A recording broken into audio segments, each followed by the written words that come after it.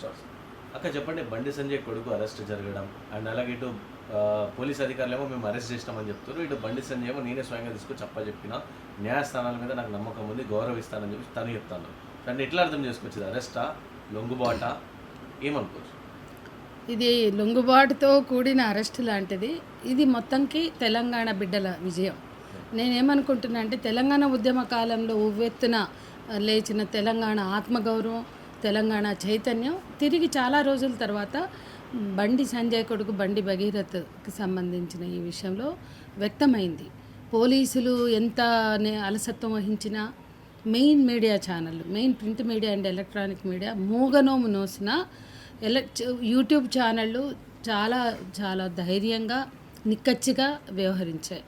మాలాంటి ఉద్యమకారులు సరే మేము ఏ ఇష్యూ అయినా అంతే మాట్లాడతాం, ఎప్పుడూ మాట్లాడాం. మా జీవితంలో రాజీ పడిన సందర్భం లేదు, సంఘటన లేదు.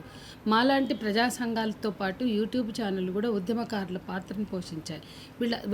వీళ్ళందరి కృషి ఫలితం. దీంట్లో ప్రధానంగా నెటిజన్స్ ఎంత అద్భుతమైన, మనం ఈ మధ్యకాలంలో జన్జీ రెవల్యూషన్ అని చూసాం. అటువంటి జన్జీ రెవల్యూషన్ తెలంగాణ గడ్డ మీద కనిపించింది. ఇది అందరి విజయం. ఇది ఒక రకంగా ప్రజా ఉద్యమాల ఒత్తిడి, ప్రజా సంఘాల ఒత్తిడి, మొత్తం చైతన్యవంతమైన మీడియా ఒత్తిడి. ఇవాళ ఆఫ్లైట్ అన్ని మీడియా ఛానళ్ళు కలిసి వచ్చినాయి. మొదట్లో చాలా మీడియా ఛానళ్ళు ఎక్కడ అడ్రస్ దొరకలే. మేము ప్రెస్ మీట్ పెడితే టీ న్యూస్ లాంటివి చిన్న యూట్యూబ్ ఛానళ్ళు వచ్చాయి. రౌండ్ టేబుల్ పెడితే కూడా అంతే. టీ న్యూస్, ఈటీవీ పెద్ద ఛానళ్ళల్లో కనపడ్డాయి, మిగతా అన్నీ అసలు కనిపించలే. తర్వాత క్రమంలో మా పోలీస్ స్టేషన్ కాడ ధర్నా కానీ, ఆ తర్వాత అంబేద్కర్ ప్రొటెస్ట్ కానీ, అట్లా ఇక అప్పటి నుంచి కొంత మెయిన్ స్ట్రీమ్ మీడియా కూడా వచ్చింది. అది కూడా ఈ ఇష్యూకున్న ప్రాధాన్యతను బట్టే నేషనల్ మీడియా దిగింది, దేశవ్యాప్తంగా చర్చ అవుతుంది. అనేక పేపర్లు, ఇతర రాష్ట్రాల పేపర్లలో కూడా, ఎందుకంటే ఆయన కేంద్ర మంత్రి, కేంద్ర హోంశాఖ మంత్రి, అంటే యూనియన్ మినిస్టర్ కదా. కేంద్ర శాఖ హోంమంత్రి అంటే మన తెలంగాణకి ఎందుకు పరిమితం అవుతుంది? అఫెన్స్ ఇక్కడ జరిగింది కాబట్టి, నేరం ఇక్కడ జరిగింది కాబట్టి మనం ఇక్కడ ఎక్కువ ఉద్యమాలు చేసి ఉండొచ్చు, కానీ ఇది దేశవ్యాప్తంగా చర్చ అయింది. ఇది బీజేపీని నిజంగానే ఇబ్బంది పెట్టిన అంశం, ఇరుకున పడేసిన అంశం. ఈ రాష్ట్రంలో ఆయన రామచంద్రరావు మాట్లాడింది చూసినా, కొంతమంది బీజేపీ అసలు నోరిప్పిన బీజేపీ లీడర్లే లేరు. ఒకళ్ళిద్దరు మాట్లాడినా అతన్ని వెనకేసుకున్న సందర్భం లేదు, అంటే ఆ స్థితి లేదు. ఇక బండి సంజయ్ ఆయన సరెండర్ చేసింది ఏముంది? ఆయన చేసిన ఏదో, ఇప్పుడు మొన్నటిదాకా నా కొడుకు జోలికి వస్తే ఎవరిని ఊరుకొని ఏ ఒక్కరిని వదిలిపెట్టను, నా కొడుకు తప్పే చేయలేదని మాట్లాడాను. ఇప్పుడేమో ఆయనే ఏదో పెద్ద మనసు చేసుకుని ఆయనే ఏదో త్యాగం చేసినట్టు దేశం కోసం. అంటే కొంతమంది ఎట్లా వ్యవహరిస్తారంటే, గుండాయిజం చేసి, రౌడీజం చేసి, నేరం చేసి, చాలా హీనమైనటువంటి క్రైమ్ చేసి కూడా జైలుకి వెళ్తే మేము జైలుకి వెళ్ళినాం కాబట్టి మేము హీరోలం అని చెప్పుకుంటారు రాజకీయ నాయకులు. సిగ్గులేని సిగ్గు తప్పిన రాజకీయ నాయకులు కొంతమంది చెప్పుకుంటుంటారు. ఇంకా ఈయన ఇంత క్లెయిమ్ చేసుకోవడానికి ఆయన ఘనత ఏముంది? అసలు ఆయన పేరెత్తితే ఆయన మీడియాలో కానీ, సోషల్ మీడియాలో కానీ, ఈవెన్ మీడియాలో కానీ, ఇంకెవరైనా కానీ ఆయన పేరెత్తితే కూడా పేరెత్తకుండా ఆర్డర్ తెచ్చుకున్నాడు. అది మీ అందరికి తెలిసిందే. అంటే ఆయన నిజంగా నిబద్ధతతో ఉన్నవాడైతే ఆ ఆర్డర్ ఎందుకు తెచ్చుకోవాలి? తన పేరు ఎత్తొద్దు, తన పేరు ప్రస్తావించొద్దు ఎవరు అనేటువంటి కోర్టు ఉత్తర్వులు తెచ్చుకున్నాడు అంటే ఆయన ఎంత డిఫెన్స్లో ఉన్నాడు? హనీ ట్రాప్ కేసు పెట్టాడంటే ఆయన అంత ధైర్యంగా ఉండి నా కొడుకు తప్పే చేయలేదు, తప్పు చేస్తే చట్టం ముందు నిలబెడతా, చట్టం ఏ శిక్ష వేసినా శిరసా వహిస్తా అన్నాడు కదా. అటువంటప్పుడు హనీ ట్రాప్ కేసు పెట్టవలసిన అవసరం ఏంటి? ఒక union minister honey trap case పెట్టడం ఏంటి?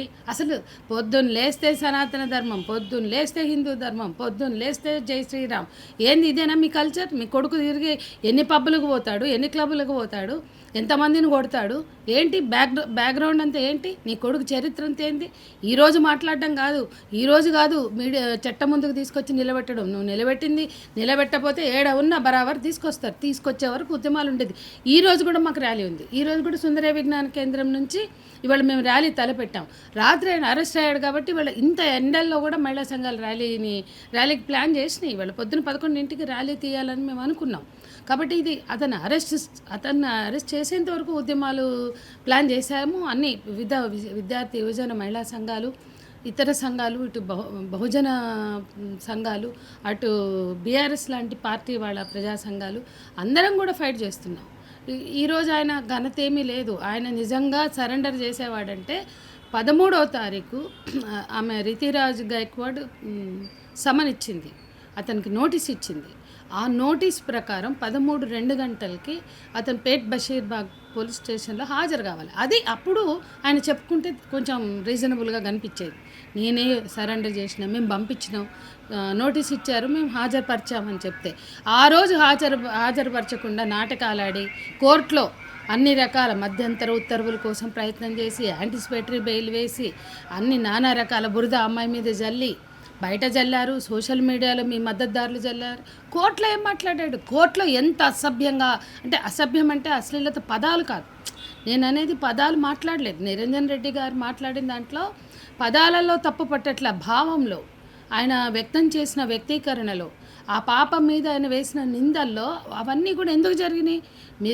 మీరు నిజంగా నిర్దోషులైతే కోర్టు ముందు ప్రొడ్యూస్ చేయండి, లేదా పోలీస్ స్టేషన్లో అరెస్ట్ చేసి హాజరుపరచండి.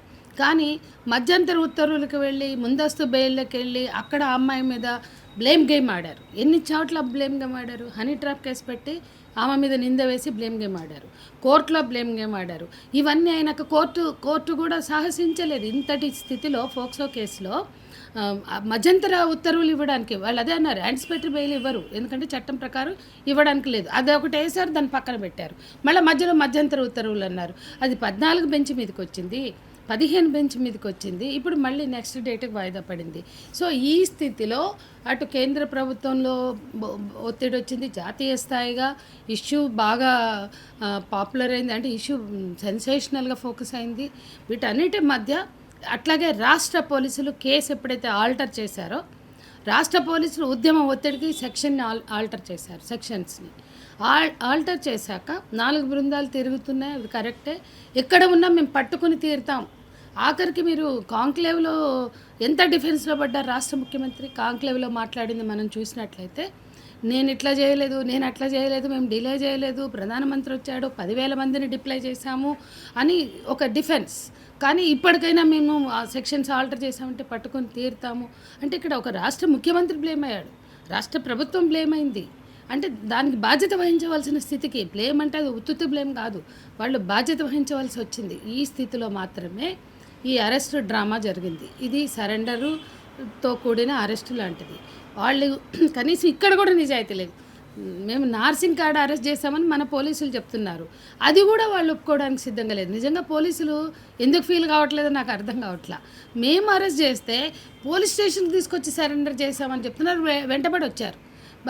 పెద్ద పెద్ద ఖరీదైన కార్లలో 10 కార్లలో కనీసం 100 మంది దాకా లాయర్లు కానీ ఇతరత్ర వాళ్ళ టీమ్స్ లేదా వాళ్ళ పార్టీకి సంబంధించిన క్యాడర్ కావచ్చు, చాలామంది హేమాహేమిల్ లాంటి వాళ్ళు పోలీస్ స్టేషన్ కూడా వచ్చారు. కానీ పోలీస్ స్టేషన్కి వాళ్ళు వెంటబడి వస్తే సరెండర్ చేసినట్టు కాదు. ఆయన ఎయిర్పోర్ట్లో దిగాడు, ఎయిర్పోర్ట్లోనే అరెస్ట్ చేయాలి. నిజానికి తెలంగాణ పోలీసులు కొంచెం అన్న కలేజా ఉంటే ఎయిర్పోర్ట్లో అరెస్ట్ చేస్తే ఇంకా బాగుండేది, అక్కడ నేషనల్ మీడియా ఉండేది. కానీ అక్కడ తప్పించి నార్సింగ్లో వాళ్ళు ఏదో నాటకీయంగా రావడానికి ట్రై చేస్తే నార్సింగ్లో అరెస్ట్ చేశారు. ఆ ఉన్నది ఉన్నట్టు కూడా చెప్పుకోవడానికి వీళ్ళకి చేత కావట్లేదు, ఆ ఉన్న నిజాన్ని మాట్లాడడానికి వాళ్ళకి చేత కావట్లేదు, ఫోజులు కొడుతున్నారు. ఏది ఏమైనా కేంద్ర హోంశాఖ సహాయ మంత్రి బండి సంజయ్ కొడుకుని అరెస్ట్ చేసి చట్టం ముందు నిలబెట్టారు. మేము కోరింది కూడా అదే, అతన్ని రిమాండ్కి పంపండి అని. ఇప్పుడు ఇంకొక డిమాండ్ ఉంది, అతన్ని రిమాండ్కి పంపారు, మంచిదే, సరే, అందరి కృషి అందరి ఒత్తిడితో మీరు తీసుకొచ్చారు, అయినా సరే అభినందిస్తాం, మీరు నార్సింగ్ దగ్గరే అరెస్ట్ చేశారు. ఇప్పుడు బెయిల్ రిజెక్ట్ అవ్వడానికి శక్తి మేరకి పోలీసులు ఫైల్ చేయాలి. ఇతనికి ఇన్వెస్టిగేషన్ బాకీ ఉంది, ఇట్లాంటి పోక్సో నేరస్తులకి ఇమీడియట్గా బెయిల్ ఇవ్వడానికి వీల్లేదు. కాబట్టి అంటే బెయిల్ హక్కు కాదని నేను అనట్లా, బెయిల్ ఎవరికైనా హక్కే, కానీ బెయిల్కి వాళ్ళు వేసుకోవడం తప్పంటలే, కానీ బెయిల్ని రిజెక్ట్ చేయడానికి పోరాడవలసినటువంటి బాధ్యత మన పోలీసులదే. రాష్ట్ర ప్రభుత్వం క్లారిటీతో ఉండాలి. అక్కడ ఆయన కోర్టులోంచి బెయిల్ తెచ్చుకుంటే మేమేం చేస్తామంటే, మీరు చేసేది ఉంది ఏంటంటే బెయిల్ రిజెక్ట్ చేయడానికి, బెయిల్ అడ్డుకోవడానికి వీలైనంత గట్టిగా ప్రయత్నం చేయాలి. మొన్న వాళ్ళు మధ్యంతర ఉత్తర్వులు ఇమ్మని ఒత్తిడి తెచ్చారు, అప్పుడు పబ్లిక్ ప్రాసిక్యూటర్ మాట్లాడారు. పబ్లిక్ ప్రాసిక్యూటర్కి తోడుగా ఆ అమ్మాయికి సంబంధించిన ప్రైవేట్ లాయర్ వాళ్ళ లాయర్ అంటే ఎవరైతే పీపీకి అసిస్ట్ చేస్తారో ఆయన చాలా అద్భుతంగా మాట్లాడారు ఆ లాయర్. కాబట్టి చాలా వ్యాలిడ్ పాయింట్స్ వాళ్ళ లాయరు మన పీపీ గారి కన్నా పీపీ గారికి అసిస్ట్ చేసిన లాయరు చాలా వ్యాలిడ్ పాయింట్స్ ముందు పెట్టారు కాబట్టి ఏమి చేయలేకపోయారు ఆవిడ. ఆయన నిరంజన్ రెడ్డి గారిని చిన్న ఆయన కాదు, చాలా పెద్ద లాయరు, చాలా తెలివిగా కూడా ఆర్గ్యుమెంట్ చేశారు మధ్యంతర ఉత్తర్వులకి, కానీ కోర్టు ఇవ్వలేకపోయింది. ఇప్పుడు ఎప్పుడైతే మళ్ళీ రిజెక్ట్ అవుతుందో రేపు మళ్ళీ రిజెక్ట్ అయితే అతనికి వారెంట్ ఇష్యూ అయ్యేది, నాన్ బెయిలబుల్ వారెంట్ ఇష్యూ అయ్యేది, ఎన్బిడబ్ల్యూ ఇష్యూ అయ్యేది. ఎన్బిడబ్ల్యూ ఇష్యూ అయ్యాక ఒక కేంద్ర మంత్రి కొడుకుకి ఎన్బిడబ్ల్యూ ఇప్పుడు ఖచ్చితంగా రేపు మండే వరకు రాకపోతే ఎన్బిడబ్ల్యూ ఇష్యూ చేయాలి. అటువంటి స్థితిలో తీసుకొచ్చారు. అతను ఏ రకంగా వద్దామనుకున్నాడో ఏది ఏమైనా తర్వాత తేలింది ఏంటంటే పోలీసులకు దొరికాడు. ఇక్కడ పోలీస్ స్టేషన్కి అంత హంగామా చేశారు. మీరు సరెండర్ చేస్తే అంత హంగామా ఏం చేస్తారండి? యూనియన్ మినిస్టర్ కొడుకుని నక్సలైట్లని అంటే చంపేస్తారు, ఇంకేదో చేస్తారు. యూనియన్ మినిస్టర్ కొడుకుని ఏం చేస్తారండి? ఒంటి మీద ఒక చిన్న దెబ్బ కూడా వేయరు. 100 మంది అంత జమాజట్టెల్ లాంటి వాళ్ళు ఎందుకు వచ్చిండ్రు? మీరు సరెండర్ చేస్తే పోలీసుల మీద మీకు నమ్మకం లేదా? కేంద్ర హోంశాఖ మంత్రికే నష్టము హాని తలపెట్టగలిగే పోలీసులా మనోళ్ళు? ఎందుకు అంతమంది వచ్చిండ్రు పోలీస్ స్టేషన్ కాడ? అంత హంగామా ఎందుకు? నార్సింగ్లో పట్టుకున్న కాడ నుంచి పేట్ బషీర్ బాగ్ వరకు ఆ కాన్వాయ్ ఏంటి? ఆయన ఏమైనా మినిస్టర్ కొడుకా? ఎందుకు అంత కాన్వాయ్? అందరు నేరస్తులాగా పట్టుకుంటారు. ఇప్పుడు ఈ కేసు అయినాక 2 పోక్సో కేసులు అయినాయి. ఆ పోక్సో కేసుల్లో ఇమీడియట్గా పట్టుకున్నారు కదా, వికారాబాద్ కానీ ఇంకోటి కానీ. అందుకని ఇక్కడ పోక్సో కేసులో అందరు నేరస్తులు ఎట్లా ట్రీట్ చేస్తారో అట్లే చేస్తారు. మీకేం భయం అక్కర్లే, ఏ రకమైన హాని ఉండదు, ఇల్ ట్రీట్మెంట్ ఉండదు. మామూలు వాళ్ళకంటే ఇల్ ట్రీట్మెంట్ ఉంటుంది, మామూలు వాళ్ళకంటే ఇంకా చాలా సమస్యలు ఉంటాయి. వీళ్ళకి ఏమీ ఉండదు, అంత హంగామా అంత బిల్డప్ అక్కర్లే. ఇప్పటికైనా మీ కొడుకు నేరస్తుడు లేదా నేరం చేసి లేదా చట్టం ముందు నిందితుడుగా నిలబడ్డాడన్న సోయి ఉంటే అంత బందోబస్తులు లేదా అంత ప్రైవేట్ సైన్యాన్ని దింపరు అనేది కూడా నేను అభిప్రాయం. అంటే ఇక్కడ బండి సంజయ్ ఇంకా మినిస్టర్గానే ఉన్నాడు, యూనియన్ మినిస్టర్. ఇంకా ఇన్ఫ్లుయెన్స్ జరిగే ఛాన్సులు ఏమంటారు అక్క? మళ్ళీ బయటకు వచ్చేటువంటి ఛాన్సులు ఏమైనా ఇన్ఫ్లుయెన్స్ చేసే ఛాన్సులు లేదా పోలీసుల విషయంలో? ఇది చాలా కీలకమైన విషయం. ఎందుకంటే ఏ మంత్రి అయినా, ఏ రాజకీయ నాయకుడైనా, ఏ ఐఏఎస్ ఐపీఎస్ అయినా ఇప్పుడు లైంగిక వేధింపుల కేసుల్లో కూడా చాలామంది ఉన్నతాధికారులు, చైర్మన్లు, ఎండీలు, చాలా కీలకమైన కార్పొరేట్ నుంచి చూస్తే మేము హ్యాండిల్ చేసాం. మన స్టేట్ గవర్నమెంట్లో లేదా మన కేంద్ర ప్రభుత్వం కింద ఉండే శాఖలు, తునికల కొలతల శాఖల్లో చూసాము, రైల్వేస్లో చూసాము, ఎయిర్లైన్స్లో చూసాము. ఆ అధికారి చాలా ఉన్నత అధికారి. సరిగా ఆ అధికార బలుపుతో కొంతమంది అమ్మాయిల్ని వేధించడము, లొంగ తీసుకోవడము కొన్ని జరుగుతాయి అనుకోండి. ఆ కేసులో ముందు వాళ్ళని అక్కడ పక్కకు జరిపి విచారణ చేశారు. కొన్నిసార్లు అట్లీస్ట్ ట్రాన్స్ఫర్ అన్నా చేస్తారు, కానీ ఇది ఈయన రాజకీయ నాయకుడు, ఇక్కడ ట్రాన్స్ఫర్ అవకాశం లేదు. కాబట్టి తాత్కాలికంగా అయినా పక్కకు పెట్టాలి అనేది యాక్చువల్గా చట్టం. అంటే ఎవరైనా అధికారాన్ని దుర్వినియోగం చేయొచ్చు, అధికార దుర్వినియోగం జరగవచ్చు, లేదా ఇన్ఫ్లుయెన్స్ ప్రభావితం చేయొచ్చు. కాబట్టి నేరం నిష్పక్షపాతంగా విచారణ జరపాలి అంటే అధికారం ఉన్న వాళ్ళ మీద ఆ నేరం జరిగినప్పుడు లేదా ఇటువంటి ఆరోపణ జరిగినప్పుడు వాళ్ళని పక్కకు పెడతారు. అదే కనుక నిజంగా అంత ట్రాన్స్ఫరబిలిటీ ఉండి, అంత ట్రాన్స్పరెన్సీ ఉండి, అంత ఆన్సరబిలిటీ ఉండి ట్రాన్స్పరెన్సీ కనుక ఈ బీజేపీ ప్రభుత్వానికి ఉంటే ఆయనను పక్కన పెట్టి విచారణ చేయాలి. అది ఆ ప్రభుత్వంకు ఉన్న సెన్సిబిలిటీ, ఆ ప్రభుత్వంకు ఉన్న బాధ్యత. బ్రిజ్భూషణ్ మీద ఆరోపణ వస్తే ఆయన పక్కనే పెట్టలేదు. అంత దేశానికి పథకాలు తీసుకొచ్చిన క్రీడాకారిణులు ఆరోపణ పెడితే ఆయనను పక్కనే పెట్టలేదు, మొత్తంగా కొనసాగించి మళ్ళీ ఎంపీ సీట్ ఇచ్చారు. కాబట్టి బీజేపీ చరిత్ర చూస్తే ఇటువంటి ఆరోపణలు ఉన్నటువంటి వ్యక్తుల్ని పక్కన పెట్టినటువంటి స్థితి లేదు, అధికారులుగా చూసినా మంత్రిగా చూసినా. కానీ ఇంత కేంద్ర మంత్రి మీదే నిందబడినప్పుడు లేదా వాళ్ళ కొడుకే నేరం చేసినప్పుడు పక్కన పెట్టడం అనేది కరెక్ట్ అయిన పద్ధతి. అట్లా పెట్టినవి కూడా ఉన్నాయి. ఇక్కడ చాలామంది అసలు ఏమే మైనరే కాదు మేజర్ అంటూ చాలామంది ఇన్ఫ్లుయెన్సర్ సోషల్ మీడియాలో వీడియోలు చేసి చాలామంది అందరిపైన కూడా కేసులు అయినాయి పోక్సో విషయంలో అలాగే మాట్లాడతారని చెప్పి. అంటే వాళ్ళ డబ్బుల కోసం వాళ్ళ చేతుల వాళ్ళ జీతాలు ఆన్ చేసుకున్నట్టేనా? అంతే. ఇప్పుడు పోలీసులు ఎవరు తేల్చారు ఆమె మైనరే అని అంటే పోలీసులే తేల్చారు. ఇప్పుడు అది వాళ్ళు చెప్పుకుందో కోర్టులో వచ్చిందో కాదు, ఖచ్చితంగా పోలీసులు వీళ్ళు సబ్మిట్ చేసిన కోర్టు పరిశీలించమంది. వీళ్ళు సబ్మిట్ చేశారు, మున్సిపల్ రికార్డు సబ్మిట్ చేశారు, స్కూల్ రికార్డు సబ్మిట్ చేశారు. పోలీసులే ప్రకటించారు. మీరు లాస్ట్ రోజు ఆర్గ్యుమెంట్ చూస్తే 15వ తారీఖు ఆర్గ్యుమెంట్, అమ్మాయి మైనర్ అనేది లేదు. 14వ తారీఖు ఆర్గ్యుమెంట్ అంతా ఆమె మైనర్ కాదు, మేజరు. నిర్మల్లో 2021లో మైనర్ డ్రైవింగ్ కేసులో ఆమె ప్రొడ్యూస్ చేసిన సర్టిఫికెట్ ఇది. దాని ప్రకారం చూస్తే 20+ ఉంటాయి అని చెప్పి నిరంజన్ రెడ్డి గారే వాదించారు. మరి 15వ తారీఖు ఆ అంశం ఎందుకు లేదు? ఆ అంశం పక్కకి వెళ్ళిపోయింది. ఎందుకు వెళ్ళిపోయింది అంటే ఈ లోపల ఇన్ బిట్వీన్ పోలీసులను అప్రిషియేట్ చేయాలి. 15వ తారీఖు కోర్టు ఆర్గ్యుమెంట్స్ జరిగేటప్పటికి ఆ అమ్మాయి మైనర్ అని ధృవీకరిస్తున్నామని పోలీస్ స్టేట్మెంట్ వచ్చింది. కాబట్టి అది మళ్ళీ చర్చకి తీసుకోలేదు, లేకపోతే దాని మీద లాగేవాళ్ళు. అసలు 14th ఆర్గ్యుమెంట్స్ చూస్తే 15th వచ్చే వరకు అసలు ఏజ్ ఎగిరిపోయి మళ్ళీ వేరే విషయాలను తీసుకొచ్చారు. చాలా గట్టి ఫైట్ జరిగింది. చాలా చాలా వేల మంది, లక్షల మంది దాన్ని వీక్షించారు ఆ ట్రయల్ని.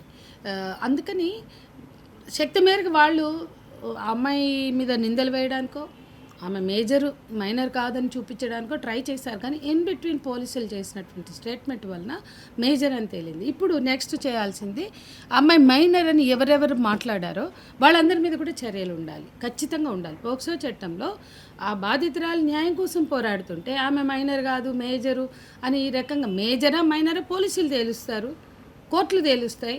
కానీ వీళ్ళెవరు మధ్యలో నోర్లు బారేసుకోవడానికి? ఖచ్చితంగా ఇటువంటి వాళ్ళకు కూడా జలకి ఇవ్వాలి. ఇటువంటి వాళ్ళకు కూడా తప్పుడు వార్తలు ప్రసారం చేయకుండా సోషల్ మీడియాలో అప్లోడ్ చేయకుండా చర్యలు ఉండాలా. నెక్స్ట్ యాక్షన్ ఉంటుంది, కంటిన్యూటీ ఉంటుంది. ఎందుకంటే ఒక అమ్మాయి ఒక ధీరవంతిగా, మేము జస్టిస్ ఫర్ ధీర అని పెట్టాం, అమ్మాయికి ధీర అని పెట్టాం ప్రజా సంఘాలు. మేము అందుకే ఆ అమ్మాయిని ఏదో పేర్లైన అమ్మాయికి ఎందుకు ధీర అని పిలుద్దాం. జస్టిస్ ఫర్ ధీరగానే ఫైట్ చేస్తుంది. ఆమె కుటుంబం కూడా ఫైట్ చేస్తుంది. ఊరికే వాళ్ళ మీద అట్లా ఇట్లా అని మాట్లాడుతున్నారు. ఈ పబ్బులు క్లబ్బుల గురించి కూడా మాట్లాడుతున్నారు. నేను అంటాను, హైదరాబాద్ నిండా పబ్బులు ఉన్నాయి, క్లబ్బులు ఉన్నాయి, హైదరాబాద్ చుట్టూ రిసార్ట్స్ ఉన్నాయి. ఆడ పోయేటోళ్ళంతా ఎవరండి? వాళ్ళందరూ చెడ్డవాళ్ళేనా? పెద్ద పెద్ద నాయకుల పిల్లలు, అధికారుల పిల్లలు అందరు పోతుండ్రు. అంటే పోవడం కరెక్టా కాదనేది కల్చరల్ ఆస్పెక్ట్. కానీ అతను బండి సంజయ్ కొడుకు సనాతన ధర్మం వల్లించేవాడు పోవడం కరెక్ట్ తప్పని ఎవడు మాట్లాడు. కానీ ఈ అమ్మాయినే మాట్లాడుతున్నారు. అంటే ఎందుకు ఇంత విక్టిమ్ బ్లేమింగ్? మనం ఈరోజు ఈ అంశం నుండి విక్టిమ్ బ్లేమింగ్ని కూడా మనం క్వశ్చన్ చేయాలి.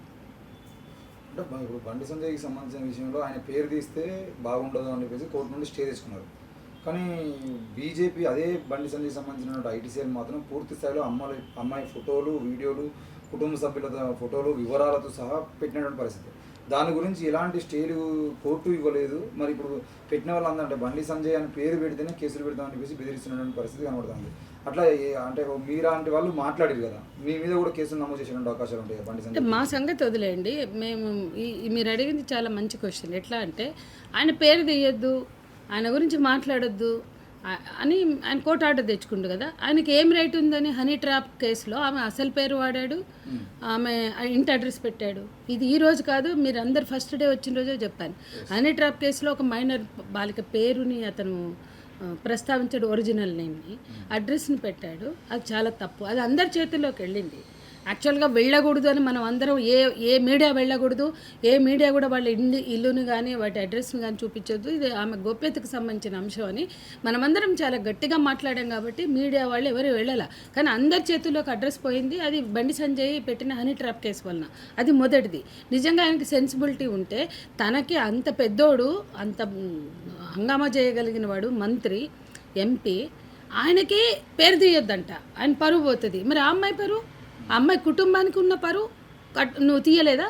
ఇటువంటి మొత్తం అబద్ధాలు ప్రచారం చేసి, విషపూరిత ప్రచారం చేసి, బురద జల్లి ఆ అమ్మాయిని అనేక రకాలుగా చిత్రీకరించి అవాకులు చవాకులు పేలుతూ మీరు సోషల్ మీడియాలో చేసినందుకు వాళ్ళు కూడా కోర్టు ఆర్డర్ తెచ్చుకుంటే అప్పుడు మీరు కూడా అనుభవించండి. మీరు మీ మద్దతుదారులు ఈవేళ మెయిన్ కేసు మీద వాళ్ళు ఫోకస్లో ఉన్నారు. ఇది అయ్యాక నెక్స్ట్ అంశాలన్నీ వస్తాయి, కోర్స్ ఆఫ్ యాక్షన్ ఉంటుంది. ఖచ్చితంగా ఆ అమ్మాయిని ఎవరెవరు మీడియాలో పెట్టారో, ఎవరెవరు దాన్ని ఆమె మీద చాలా రకాల రీల్స్ చేశారు, చాలా చెత్త గుమ్మరిచ్చారు. ఒక ఛానలే ఉంది, అదేదో ఛానల్ నాకు గుర్తు రావట్లే. ఆ అమ్మాయి అయితే అసలు వరుసగా చేసింది. మగదాన మగధా మీడియానా ఆమె అయితే అసలు ఘోరంగా ఆమెకున్న రైట్ ఏంటండి? ఇట్లాంటివి మాట్లాడాలంటే చాలా మాట్లాడొచ్చు. మన చుట్టూ ఉన్న రాజకీయ నాయకులకి చాలా చీకట్లు ఉన్నాయి, చాలా మచ్చలు ఉన్నాయి. మనం ఆధారాలు లేకుండా ఎట్లా పడితే అట్లా మాట్లాడొచ్చా? వాళ్ళని చూపించవచ్చా? వాళ్ళ కుటుంబాల్లో పిల్లలు కూడా పబ్బుల్లో తేలుతున్నారు ఎంతోమంది. బండి సంజయ్ కొడుకే కాదు, చాలామంది ఉన్నారు. వాళ్ళందరినీ తీసుకొచ్చి మీడియా అదే పనిగా బయటేస్తే ఆడపిల్లలు తిరుగుతున్నారు. సినిమా సెలబ్రిటీలు కావచ్చు, పొలిటికల్ లీడర్లు కావచ్చు, లేకపోతే అసలు డ్రగ్స్ కేసుల్లో ఉన్న వాళ్ళు అందరూ పెద్దవాళ్ళే. ఈ పబ్బులు క్లబ్బులకి పోయి తైతక్కలాడే వాళ్ళంతా పెద్దవాళ్ళే. ఎవరు మామూలు సామాన్యులు ఉన్నారు చెప్పండి? ఇక అదే పనిగా మీడియా కూర్చుని వాళ్ళందరినీ చూపిస్తే అప్పుడు ఒప్పుకుంటారా వాళ్ళు? ఆ అమ్మాయి మీద అంత వేయడానికి ఏంటి? అసలు ఆ అమ్మాయికి లైఫ్కి సంబంధించి పర్సనల్ వాటిని కూడా ఈ రకంగా స్ప్రెడ్ చేయడం అనేది ఆమె ఆంతరంగిక భద్రతకు సంబంధించిన విషయంగానే చూడాలి. ఇప్పుడు కరీంనగర్ ఏకతా యాత్రలో ఒక్కొక్కరు అంతు చూస్తా అని చెప్పేసి బహిరంగంగా మాట్లాడిన సందర్భం ఉన్నది. ఇప్పుడు కొడుకు అరెస్ట్ అయ్యిండు అంటే ఈ సందర్భంలో ఆ అరెస్ట్ కావడం అనేది ఆయన కోపాన్ని మరింత పెంచేటువంటి అవకాశం ఉంది. కాబట్టి నిజంగానే ఆయన అట్లాంటి చర్యలు ఏమైనా చేపట్టే అవకాశం ఉంటుందో అట్లాంటి స్టేట్మెంట్ చేసింది కాబట్టి మరి తెలంగాణ ప్రభుత్వం కానీ పోలీసులు కానీ ఆయనకి ఏమైనా నోటీస్ ఇచ్చేటువంటి అవకాశం ఉంది. గుడ్ క్వశ్చన్ అండి. మేము డీజీపీని కలిసినప్పుడు ఈ పాయింట్ని పదే పదే విద్యార్థి సంఘాల నాయకులు గుర్తు చేశారు, మేము గుర్తు చేశాము.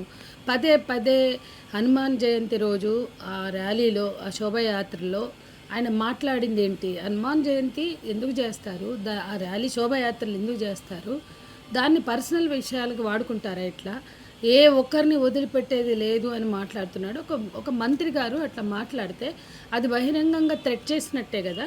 అంటే ఈ కేసులో నిజాలు మాట్లాడిన వాళ్ళు ఎవరైనా కావచ్చు, ప్రవీణ్ కుమార్ గారి నుంచి నా నుంచి మొదలు పెడితే ఇవన్నీ చూపించిన వాళ్ళు మీరు అందరూ, ఇంకా ఎవరైనా అంటే బాధితురాలకు మద్దతుగా మాట్లాడిన వాళ్ళు కావచ్చు, పలికిన వాళ్ళు కావచ్చు, ఉద్యమాలు చేసినటువంటి ప్రజా సంఘాలు కావచ్చు, చాలామంది ఉన్నారు. వీళ్ళు ఎవరిని ఏ ఒక్కరిని వదిలిపెట్టనంటే దాని అర్థం ఏంటి అని మేము అడిగాము ఆయన్ని. మీరు పట్టించుకోకండి, అట్లాంటి భద్రత అట్లాంటి అభద్రత జరగకుండా మేము కూడా చూస్తాం, అటువంటి స్థితి రాకుండా. అంటే ఆయన థ్రెట్ చేశాడు కదా, మరి దానికి ఏంటి మీ రెస్పాన్స్ అని మేము అడిగాం. అంటే మీరేం పట్టించుకోకండి, అట్లాంటివి ఏం జరగకుండా మేము చూస్తామన్నారు ఆయన.